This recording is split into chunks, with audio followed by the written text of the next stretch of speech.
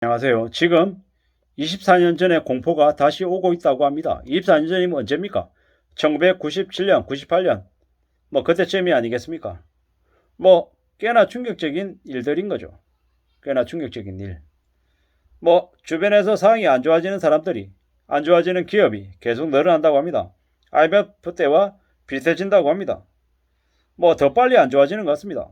대출 중단, 한도 축소, 그리고 금리 인상 이런 것들이 계속 벌어질 거라고 합니다.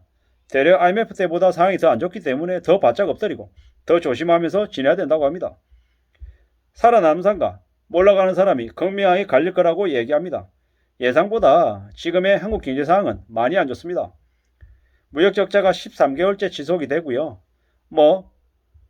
무역 적자의 그 규모가 무려 이제 1월과 2월과 3월에 채 안 지났는데 작년 적자의 절반가량을 지금 벌써 돌파하고 있습니다. 이대로 가다가는 2023년 지나고 나면 한국의 경제가 신용등급이 하락하고 주가가 반토막이 나도 하나도 이상하지 않겠다라는 겁니다. 지금은 아파트나 주식 사이가 문제가 아닙니다. 빚으로 쌓아 올린 바벨탑이 무너져 내려가고 있는 중입니다. 지금은 어떻습니까? 대출받아서 빚지고 뭔가를 해보겠다고 마음먹었던 사람들이 대거 지금 두려움에 들고 있습니다. 왜 그렇습니까? 금리가 아직 멈추지 않았고 계속 오를 거기 때문이죠. 미국이 기준금리를 0.25%씩 계속 올리고 5월 말쯤에 한 5.25에서 멈출 거다라고 얘기하는 사람도 있는데 그런 사람의 의견이 있는가 하면 대략 6%를 넘겨서 6.5%까지 갈 수도 있다는 얘기들도 많습니다. 어느 쪽이 맞을지는 두고 봐야 할 것 같습니다. 확실한 건 뭐다? 한국에 미칠 영향은 다 안 좋은 거다. 더 안 좋냐? 조금 안 좋냐가 아니라 더 안 좋으냐? 더 안 좋으냐? 이 정도 수준이다라는 겁니다. 미국이 기준금리를 5% 중반에서 거치든 6%를 가든 6.5%를 가든 다 힘든 건 매한가지다. 그리고 한국에 닥칠 2023년 하반기부터는 많은 대출자들이 지금의 대출금리에서 최소 3, 4% 정도는 더 부담을 해야 될 것이다.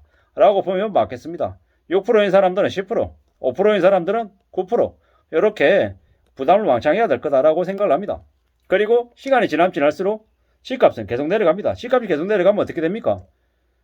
대출금의 일부를 상환해야 됩니다. 빌릴 때만 해도 이런 일은 겪지 못할 거다라고 생각했을 겁니다. 근데 IMF 때 그리고 리만 때 무리하게 집을 샀다가 그 집들 때문에 몰락한 사람들이 꽤 많습니다. 지금도 빚을 다 못 갚아서 허덕이고 사는 사람들, 아니면 저기 하청민으로 전락해가지고 소리 소문 없이 숨죽여서 조용히 밥 한 끼 먹고 사는 사람들 꽤 많다고 합니다.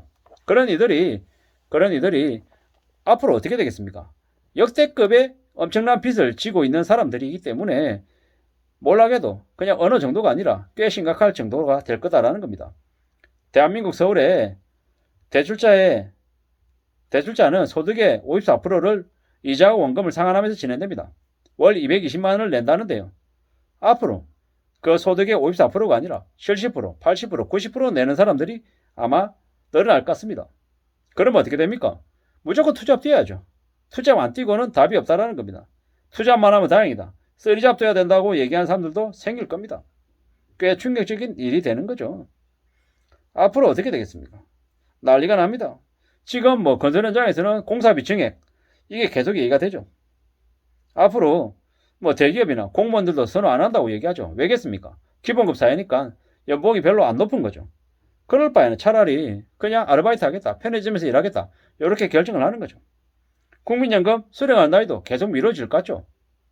저는 2042년쯤에 이제 나오는 걸로 되어 있는데 국민연금 수령할 나이가 나중에 시간이 지날수록 68세, 70세 이러다가 75세까지도 갈 수도 있겠다는 생각도 듭니다. 이제는 노인 연령도 75세까지 쭉 이렇게 늘릴 것 같습니다. 은퇴 나이도 70이 넘어야 이제 은퇴하게끔 만들겠죠. 은퇴 안 시키고 계속 부려먹으려는 수작입니다. 기득권들, 정치인들 총살을 시키지 않는 이상은 이런 상들이 계속 흘러갈 것 같습니다. 일본의 아베 총리, 전 총리 죽이듯이 그런 일을 저질러야 기득권들이, 재벌가 족벌가들이 국민들을 겁내고 조금이라도 국민들을 위하는 척이라도 하지 않겠냐라는 거죠. 지금은 사는 게 점점 더 힘들어집니다. 그렇기 때문에 더 두려워하고 현실을 더 염려하면서 지내야 됩니다. 욕심 부리지 않아야 된다는 얘기를 하는 거죠. 주식해가지고 2배, 3배, 5배 보겠다. 아파트 분양받아가지고 아파트 갭 투기해가지고 돈을 벌겠다는 생각을 지금은 안 하는 게 좋겠습니다. 지금은 그런 생각할 때가 아니고 현금을 움켜쥐고 내놓지 않아야 될 시기, 회사에서 절대로 나가지 않고 버텨야 되는 시기다라는 말씀을 드립니다. 생각보다 꽤 힘든 현실이 지금 닥치고 있는 중입니다. 나라에는 돈이 없는 게 아니고 도둑놈들이 많다고 얘기하죠. 지금 이제 보통 사람들이 월급이 되게 뻔하기 때문에 생활비는 점점 늘어나고 삶이 더 힘들어지는데 뭐 대출해가지고 집 사라고 계속 꼬드겠죠. 지금은 그래도 지금도 뭐 그래도 샀던 가격보다 높아졌기 때문에 그래 손해본 건 아니다라고 얘기하지만 시간이 지나면 지날수록 어떻게 되겠습니까? 뭐 자기가 샀던 가격보다 더 아래로 내려갈 가능성이 큽니다. 코인하고 부동산하고 주식에 눈이 뻘개가지고 현실에 눈과 귀를 막고 산 탓입니다.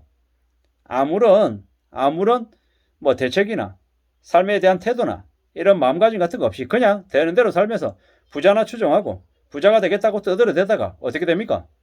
사기당합니다. 야구 해설가 하일성씨 100억대가 넘는 사기를 당하고 자살했죠. 가장 가까운 최측근에게 그렇게 당했습니다. 사람 일이 앞으로 어떻게 될지 알 수 없다라는 겁니다. 돈이 있어도 조심해야 되고 함부로 돈 있다라는 얘기도 하면 안 된다라는 거죠. 아무도 믿어서는 안 됩니다. 사기당하면 인생이 끝납니다.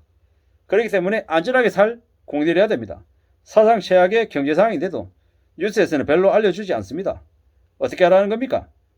개개인들이 알아서 살라는 얘기인 거죠. 지금은 매우 어렵고 매우 무서운 상황입니다.